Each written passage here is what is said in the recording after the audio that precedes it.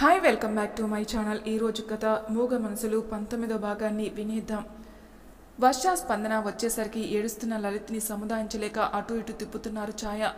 స్పందన వెళ్ళి వాణ్ణి తీసుకోగానే స్పర్శ గుర్తుపట్టినట్టు తక్కున ఆపేసి స్పందన బుగ్గలు చీకడం మొదలుపెట్టాడు. మందార పువ్వుల ఆయన స్పందన కళ్ళు చూసి ఇప్పుడు సర్దుకుందా అని వర్ష ముఖం చూశారు కిరణ్ మరియు అభి. అవును అన్నట్టు తలూపి బయటపడద్దని సైగ చేసి కార్తీ కోసం చుట్టూ చూసింది వర్ష. కార్తీ ఏడి అని కిరణ్ని అడిగింది. వాడు కూడా ఇటు రాలేదు, వస్తాళ్లే మీరు వచ్చేసారుగా అన్నాడు కిరణ్. సరే అని స్పందన దగ్గర వచ్చి కూర్చుంది వర్ష. అక్కడ జరిగిన విషయం చూసి అత్త ఏమీ మాట్లాడకుండా రావడంతో ఆవిడ ఏం చేయాలనుకున్నదో అర్థం కాక విసుగ్గా ఉంది హనీకి. లతా గారు వచ్చి అప్పటికే ఆలస్యం అవుతుందని అందరినీ దగ్గరికి రమ్మని కార్తీ ఏడని అడిగారు. కార్తీ అక్కడ లేడని స్పందన అప్పటి వరకు గమనించలేదు. ఎక్కడికి వెళ్ళి ఉంటారని మనసులో కంగారుగా అనిపించి తల ఎత్తి చుట్టూ చూసింది స్పందన. ఇక్కడే ఉన్నాడులే అమ్మా, నేను పిలుస్తాను అని కిరణ్ నుండి ఫోన్ కాల్ చేసి రమ్మని చెప్పాడు అభి. దూరంగా వీళ్ళ వైపుకి చూస్తున్న కార్తీ ముఖం చూడలేక తల వంచుకొని బాబు ముఖం చూస్తూ కూర్చుంది స్పందన. కార్తీ దగ్గరకు రాకుండా దూరంగా ఆగిపోయి మొదలు పెట్టమ్మా అన్నాడు. ఆవిడ వెండి గిన్నెలో పాయసం తీసుకుని కొద్దిగా నెయ్యి తేనె వేసి కార్తీ ఇటు రారా, ఇటు వచ్చి అమ్మాయి పక్కకు రా అని పిలిచారు. స్పందనకి ఆవిడ కార్తీని ఎందుకు రమ్మన్నారో అర్థం కాక కార్తీ ఒడిలో కూర్చోబెడతారేమో అని తను లేవబోయింది. నువ్వు కూర్చో అమ్మా, కార్తీ పిలుస్తున్నాను కదరా, ఇటురా, ఇలా వచ్చి అమ్మాయి పక్కన కూర్చో అని చెప్పారు లత. తల్లి ఎందుకు చెబుతుందో అర్థం కాక కార్తీ రాకుండా చూస్తుంటే తన పక్కన బావ ఎలా కూర్చుంటాడత్తా, నువ్వు ఏం చేస్తున్నావు అని కోపం అణుచుకుంటూ అడిగింది హని. మా విషయాలు నీకు నేను చెప్పాల్సిన అవసరం లేదని సమాధానం చెబుదామని కూడా ఎదురుగా కూర్చున్న స్పందన ముఖంలో కూడా అదే భావం కనిపిస్తుండడంతో అన్నప్రాసన అప్పుడు తల్లి ఒడిలో బిడ్డను పెట్టుకుంటే తండ్రి బంగారపు ఉంగరంతో పాయసాన్ని 3 సార్లు బిడ్డకి ముట్టించాలి. ఆ తర్వాత మేనమామ అత్త, ఆ తర్వాతే మిగతా వాళ్ళు పెట్టాలి. అర్థమైందిగా అని స్పందన వైపు చూశారు లత. అయితే అభిబావని కూర్చోమని చెప్పు అని గట్టిగా చెప్పింది హని. నువ్వు కొంచెం మాట్లాడుకుంటే మనం ప్రశాంతంగా పనిచేసుకుందాం. నా బంగారు కొడుకు, మేము చేసే మొదటి కార్యక్రమం అని కార్తీ వైపు చూసి రమ్మని సైగ చేశారు లత. పక్కకి వస్తే స్పందన ఇబ్బంది పడుతుందేమని కార్తీ రాకుండా ఆగాడు. కొడుకు స్థితి అర్థమై, వదిన ఇక్కడ లేదు కదరా, నువ్వు తనేవాడి తల్లిదండ్రుల స్థానంలో కూర్చుని చేయాలి, నీకు పర్లేదుగా స్పందన అని స్పందన అని అడిగారు. నీకు అని అభి వైపు చూశారు. నువ్వేది చేసినా అది మంచిదే కదమ్మా అన్నాడు అభి. హా అత్తయ్య అని తలూపింది స్పందన. అత్త, తల్లి తండ్రి తర్వాత లెక్క ప్రకారం నేను కార్తీ బావ కూర్చోవాలి, తను కార్తీ పక్కన ఎలా కూర్చుంటుంది కోపంగా అడిగింది హని. లతాగారు సమాధానం చెప్పేలోపే స్పందన రా హని ఇటు కూర్చో అని తను లేచింది. కోపం వస్తున్నా బలవంతంగా ఆపుకుంటున్నాడు కార్తీ. హని వెళ్ళి స్పందన లేచిన దగ్గర కూర్చొని బాబుని ఒడిలోకి తీసుకుంది. అంతకుముందు వరకు పేచిగానే ఉండి అప్పుడే కుదురుకున్న లలిత్ హని ఒడిలో పెట్టగానే గొంతు ఎత్తి చెవులు పోయేలా ఏడవడం మొదలుపెట్టాడు. స్పందన వాణ్ణి తీసుకోబోతుంటే చూపులతో కాల్చేసేలా చూసి వాణ్ణి విసురుగా భుజం మీద వేసుకుని ఊరుకోబెట్టాలన్నట్టు చూసింది హని. వాడు రాగం ఇంకా ఎక్కువ చేయగానే కార్తీ దగ్గరకు వచ్చి తీసుకోబోయేంతలో తల్లి మనసు ఊరుకోదుగా. హని చూపులు లెక్క చేయకుండా తనే తీసుకుని ఊరుకోబెట్టింది స్పందన. జరిగేదంతా చూసిన లతగారు, ఇంకా అక్కడ నువ్వెందుకు హని, చిన్న పిల్లాడికి కూడా నీ పొడ గిట్టడం లేదు, ఇటురా అని కోపంగా పిలిచారు. మీ ఇద్దరు కూర్చోని అని చెప్పారు లత. కార్తీ వచ్చి స్పందన పక్కన కూర్చుని వాళ్ళ నాన్న ఇచ్చిన బంగారు ఉంగరం తీసుకుని స్పందన ఒడిలో ఉన్న బాబుకి 3 సార్లు పెట్టి ఉంగరం స్పందన చేతికిచ్చారు. స్పందన కూడా అలానే చేసి ఆత్రంగా లొట్టలు వేస్తున్న వాడిని చూసి నవ్వుకుంటుంది. వదిన, వీని చూస్తుంటే ఇప్పుడు బిర్యానీ పెట్టినా తినేటట్టున్నాడు అని గంభీరంగా ఉన్న వాతావరణాన్ని తేలిక చేయడానికి అంది వర్ష. పెట్టడం అయిందని కార్తీ లేవబోతుంటే అంత హడావిడి ఏంట్రా, చెప్పే వరకు కదలకు అని ఆపారు లత. వర్ష, కిరణ్ మీ ఇద్దరు పెట్టండి అని వాళ్ళిద్దరితో పెట్టించారు. తర్వాత అభి పెట్టాక అక్షింతల చేతికిచ్చి వేయమని చెప్పి ఆ తర్వాత మిగతా అందరూ అలానే చేశారు. వీళ్ళిద్దరూ దూరం అవుతారంటే ఈవిడ కూర్చొని కలుపుతుందా, పోనీలే అని ఆలోచిస్తే నాకే నష్టం అని పక్కకు వెళ్ళి రమేష్కి ఫోన్ చేసి ఏం చేయాలో చెప్పి ఇటు పక్కకొచ్చి నిల్చుంది హని. హని ఎలాంటిదో రాత్రి కార్తీ ఇందాక వర్ష చెప్పిన మాటలు పొద్దున్నుండి తను చేస్తున్న పనులు తెలియజేస్తుండడంతో ఆవిడ హని కదలికల్ని గమనిస్తూ ఉన్నారు.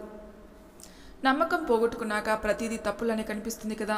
ఈలోపు బాబుకి కొంచెం దూరంలో నగ, డబ్బు, కలం, పుస్తకం ఇంకా కొన్ని వస్తువులు పెట్టి వాడిని బోర్లా పడుకోబెట్టి అందరూ ఇటువైపు వచ్చి నిల్చున్నారు.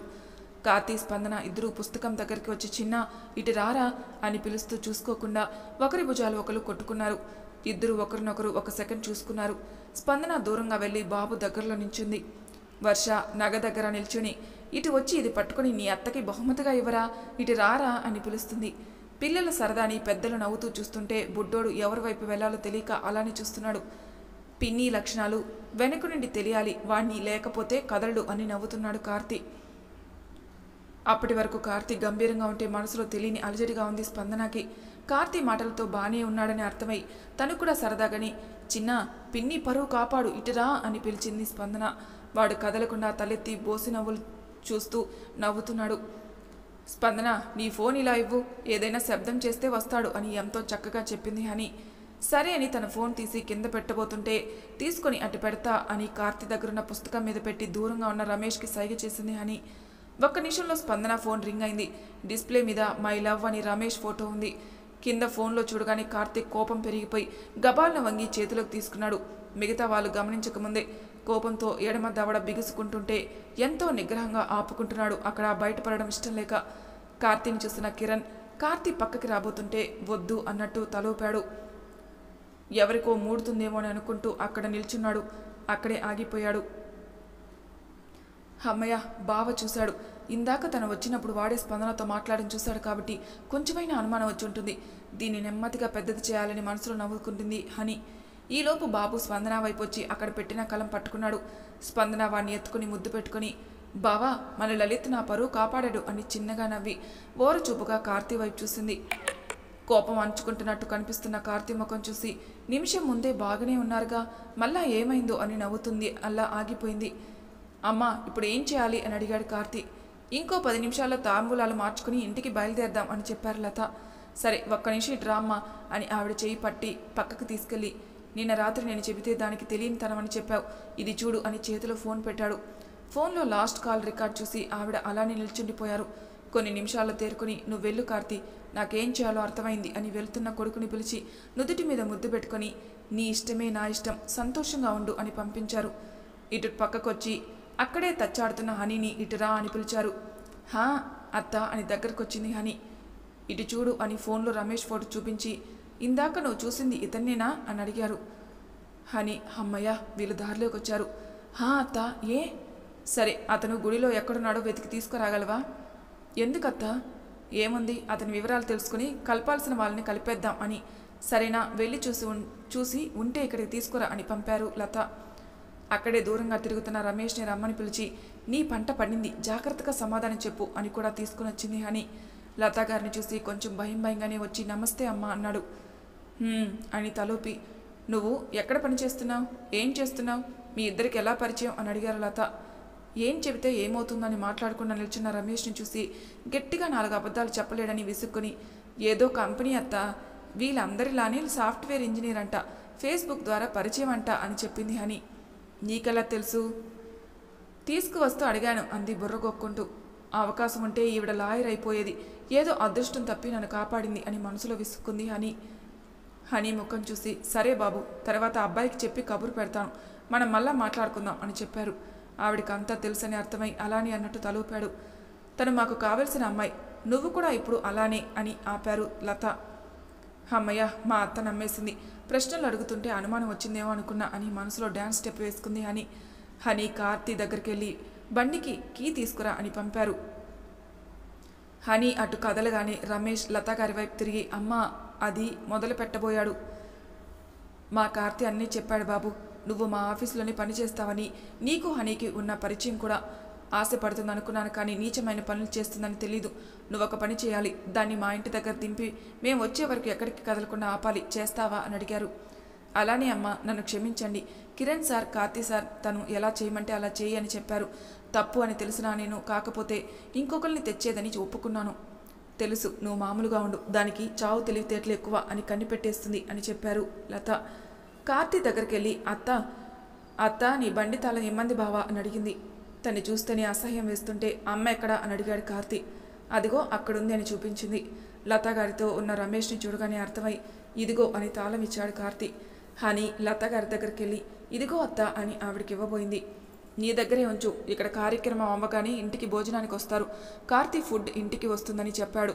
నువ్వు ఇతనితో వెళ్ళి అక్కడ అన్నీ సర్దిపెట్టు ఉంచు, సరేనా? నేనెందుకత్తా? స్పందనని పంపిస్తే వాళ్ళు మాట్లాడుకుని ఏమైనా తేడాలుంటే సర్దుకుంటారు కదా. బాబు తను లేకపోతే ఆగడు, అందుకు సరేనా అని రమేష్ వైపు చూసి, కొంచెం దిగబెట్టి మేము వచ్చే వరకు ఉండు బాబు, మీ విషయం కూడా మాట్లాడదాం అని చెప్పి వెళ్ళారు లత. ఈవిడికి పిచ్చి పట్టిందా, నేనెళ్ళి అక్కడ శబ్దం వేయడమేంటి అని తిట్టడం మొదలుపెట్టింది హనీ. పోనీలే హనీ, నా మీద అనుమానం రాలేదు, నువ్వు కాబోయే కోడలివి కదా, అందుకు చెప్పుంటారు, పద వెళ్దాం అన్నాడు. వీడు చెప్పింది బానే ఉంది, సరే పద అని కదిలింది హనీ. హనీ వెళ్ళిపోయిందని నిశ్చయించుకున్నాక భర్తని ఒకసారి పక్కకు రమ్మని పిలిచారు లత. ఆవిడ రాత్రి కార్తీ చెప్పిన దగ్గర నుండి ఏదో తెలియని అలజడికి గురవుతున్నారని అర్థమై దగ్గరికొచ్చి, నువ్వు కంగారు పడుకు, మనం తప్పు చేయడం లేదు అన్నారు రఘు. ఆ అమ్మాయి వచ్చిన దగ్గర నుండి మనం చూస్తున్నాం, వాడు హనీ గురించి చెప్పింది నీ మనసుకి కష్టంగా ఉంటే వదిలేసే, వాడు నీకు తెలియాలని చెప్పాడు, నిర్ణయం నీ చేతుల్లోని అన్నాడుగా, ఇంకేంటి అన్నారు. ఆవిడ ఆయన వైపే చూస్తూ, నేను ఏం నిర్ణయం తీసుకున్నా మీరు ఏమీ మాట్లాడరా, నీ నిర్ణయం వాడిని మమ్మల్ని బాధ పెట్టేదిగా ఉండదు అని నేను గట్టిగా నమ్ముతున్నాను అని భార్య వైపు చూసి నవ్వారు. భర్త మాటలకి ఆవిడ కూడా నవ్వి, మీరు నిర్ణయం తీసుకుని ఇంకా నీదే ఫైనల్ అని నాకు చెప్పడం ఎందుకు అన్నారు. అంటే నువ్వు ఒప్పుకున్నావా ఇంత త్వరగా, నిజమేనా లేక నాతో పరిహాసం చేస్తున్నావా అన్నారు.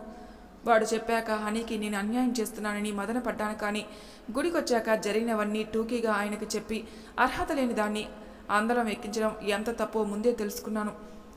ఇప్పుడు ఎటువంటి అపరాధ భావం లేదు. నా కూతురు ఇక నుండి ఇంకొక నిమిషం కూడా బాధపడితే నేను చూడలేను. కొంచెం కుదిరితే బట్టలు తెప్పిస్తే వర్షాతో పాటు తనకు ఇక్కడే నిశ్చయం చేసుకుందాం, ఏమంటారు అని అడిగారు లత. నేను ఇందాకే బయలుదేరి ముందే భరత్కి తీసుకురమ్మని చెప్పాను. నీ పిల్లలకి తండ్రి తెలివితేటలు వచ్చాయని ఇప్పటికైనా ఒప్పుకో అని నవ్వారు రఘు. నాతో ఉండి ఇన్నాళ్ళకి మీకు బుర్ర పని చేస్తుందని అర్థమైంది, కానీ పదండి కార్యక్రమం మొదలు పెడదాం. ఒక్క నిమిషం, హనీ ఇక్కడ గొడవ చేస్తుంది, దాన్ని నువ్వు ఆపగలవా అని సందేహంగా చూశారు రఘు. వీళ్ళ మీద దాని నీడ కానీ చూపు కానీ ఇక నుండి పడకూడదని ఇందాకే పంపేశానులే అని ఆవిడ అక్కడి నుండి కదిలారు. పూజారి గారి దగ్గరికి వెళ్ళి మొదలు పెడదామని చెప్పి అందరూ అక్కడే ఉన్న చిన్న మండపంలో కూర్చున్నారు. స్పందన బాబుకి బట్టలు మార్చి వచ్చేసరికి వర్ష, కార్తీ, అభి ఇంకా వాళ్ళ తల్లిదండ్రులు ఒకవైపు, కిరణ్ వాళ్ళ తల్లిదండ్రి ఇంకోవైపు కూర్చున్నారు.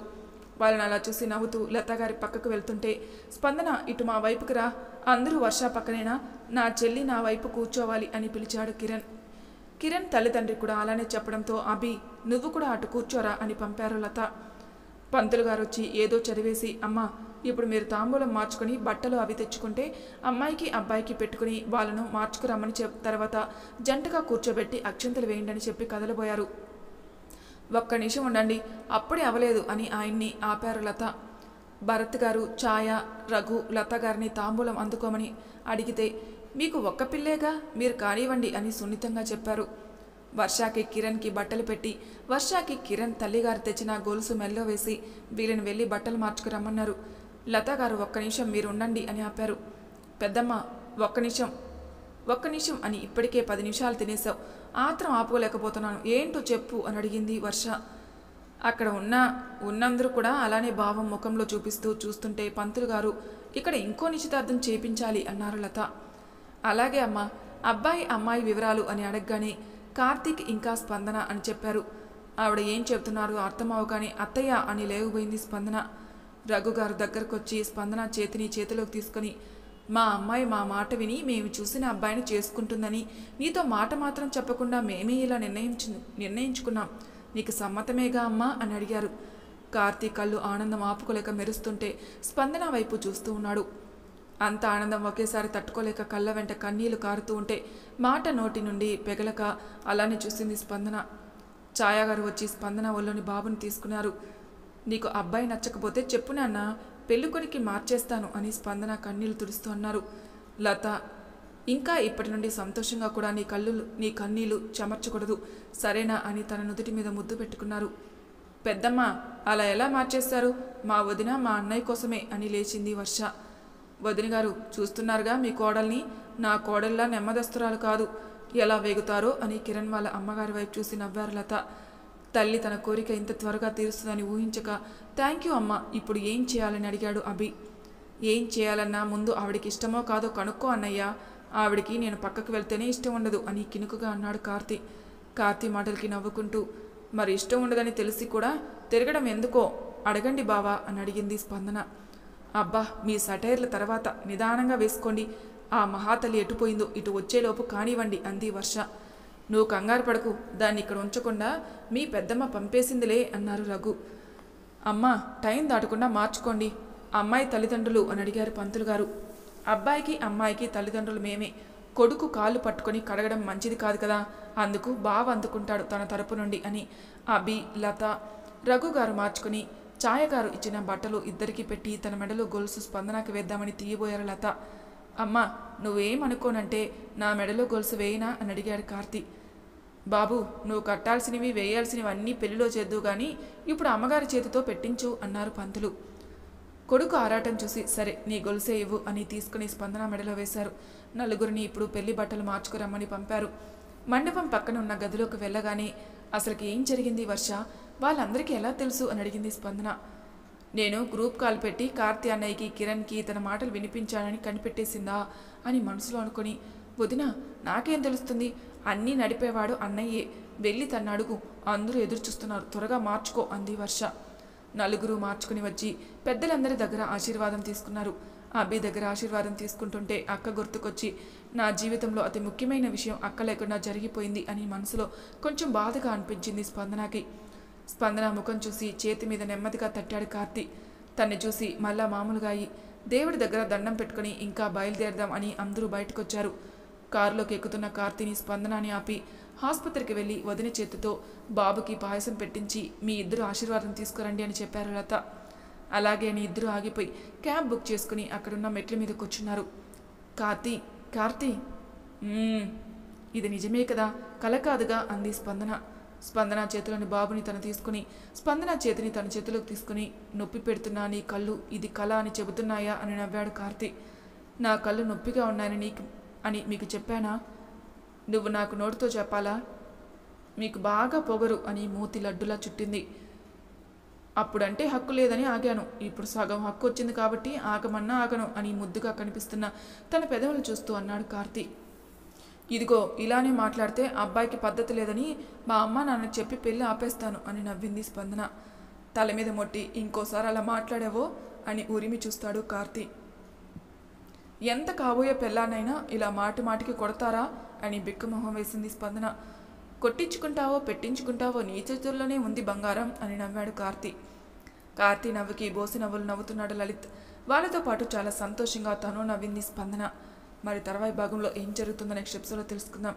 అంతవరకు నా ఛానల్ని సబ్స్క్రైబ్ చేయని వాళ్ళు ప్లీజ్ సబ్స్క్రైబ్ చేసుకోండి, లైక్ చేసి షేర్ చేయండి, మీ అభిప్రాయాలు నాకు కామెంట్ రూపంలో తెలియజేయండి. Thank you for listening.